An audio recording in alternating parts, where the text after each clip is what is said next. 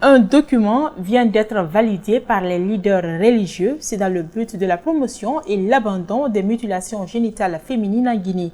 La cérémonie, qui s'est déroulée au centre islamique de Donka, a été présidée par la ministre de l'Action sociale, de la promotion féminine et de l'enfance. Reportage Bintou Traoré Aliouba. Depuis 30 ans, la Guinée lutte pour l'abandon des mutilations génitales féminines.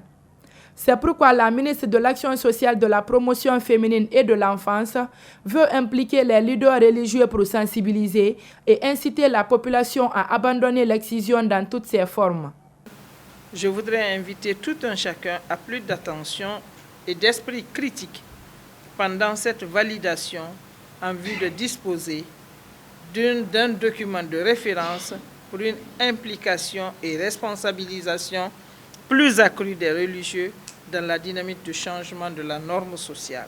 Dans cette lutte, la Guinée est accompagnée par l'UNICEF. Elle souhaite à son tour une réelle implication des religieux pour éradiquer cette pratique. L'UNICEF s'est engagé à accompagner le secrétariat général aux affaires religieuses de se doter d'une stratégie d'intervention et d'une feuille de route devant guider les actions stratégiques de ce secteur.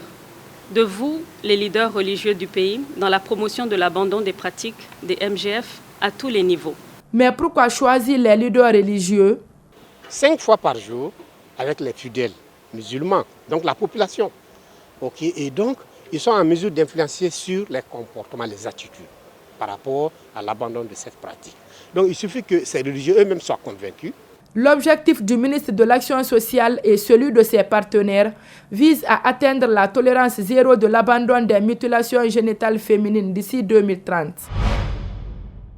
Page noire dans ce journal, le journaliste Ansoumane Bangoura a eu ses derniers hommages ce vendredi au Palais du Sport où des proches et connaissances ont marqué leur présence, laissant entrevoir une forte émotion. Gabriel Ba, Ibrahim Souri Kamara. Ansoumane Bangoura, pour les intimes, Jean-Paul, est décédé le mercredi dernier. Jusque-là journaliste à Sabari, l'homme a été une véritable source d'inspiration pour de nombreux journalistes sportifs de la nouvelle génération. Je me suis connecté, j'ai vu sur la plateforme annonçant Rip Rip. J'étais curieux de savoir qui aussi est décédé. Alors, à ma grande surprise, je vois la photo de l'homme qui a toujours été là pour moi. Un monsieur qui ne cesse jamais de me prodiguer des conseils, ni toujours, même si j'ai un différend avec qui que ce soit, la première personne à m'appeler dans ce métier, c'est Jean-Paul. Nous finirons tous par être passés par là. Et au nom de la famille du handball, présentons nos condoléances les plus sincères. Campos a côtoyé Jean-Paul. Il se rappelle des premières heures de leur relation. Depuis aux premières heures de nos deux radios, Sabari FM et Espace FM, c'était en 2008. C'était lors du premier anniversaire de la radio Espace FM, c'était au stade Cabinet Kouyaté. Jean-Paul est venu, mais avant cela, il m'écoutait, on s'écoutait. Un jour, on s'était vu au stade 28 septembre, on a échangé de téléphone. Il dit, bon, moi j'occupe du poste service sport du côté de Sabari FM et toi aussi, donc il faut forcément qu'on travaille. À l'époque, il n'y avait pas assez de radios à Conakry. Donc lors du premier anniversaire, il n'était pas du tout invité. Et après le match qu'on a livré contre la presse sportive, Jean-Paul est venu me voir. Il dit, bon Campos, comme tu ne m'as pas invité, moi je suis là parce que cette fête, c'est la mienne aussi. La presse dans son ensemble est ébranlée. Après ces hommages, le défunt a été enterré dès après la prière de ce vendredi.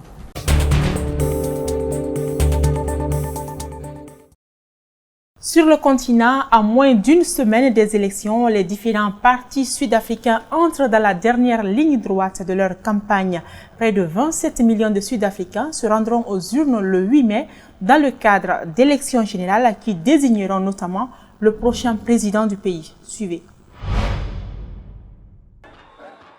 Dernière ligne droite dans la campagne électorale sud-africaine.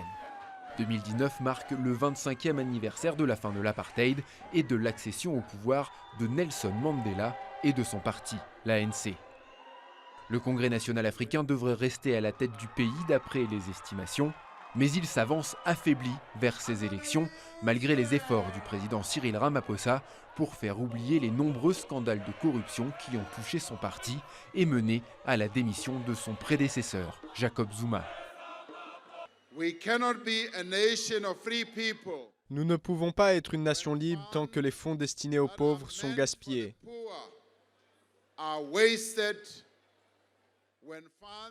Quand cet argent est perdu, quand cet argent est volé. Un mea culpa insuffisant pour l'Alliance démocratique, le principal parti d'opposition. Il dit « On vous a volé votre avenir, donnez-nous une chance de vous voler encore plus ». L'autre parti d'opposition, plus petit mais aussi plus vocal, a bâti sa campagne sur les questions de redistribution de la terre, de relations entre les races et de corruption. Un thème que Julius Malema, le leader des combattants pour la liberté économique, exploite à fond. Il y a trop d'argent gaspillé par les politiciens en Afrique du Sud. Faisons des économies. Et qu'est-ce qu'on va faire avec cet argent ? Je veux le donner aux personnes âgées, aux enfants, cet argent qu'on aura enlevé des poches des politiciens. L'ANC est le parti qui a mis un terme à l'apartheid. Un statut qui lui a permis de ne jamais être réellement inquiété pendant les élections passées. Mais il a rarement été autant controversé que cette année et le taux d'abstention risque d'être élevé. Le scrutin du 8 mai déterminera l'impact réel des scandales de corruption sur le paysage politique de l'Afrique du Sud. En interactualité, Christophe Castaner a reconnu vendredi qu'il aurait dû préférer le terme « intrusion violente » à celui d'attaque après l'éruption de dizaines de manifestants le 1er mai dans l'hôpital de Pitié-Salpêtrière à Paris. Mais pas question pour le ministre de l'Intérieur de démissionner. En déplacement à Toulon, il appelle ceux qui demandent son départ à garder raison. Suivez.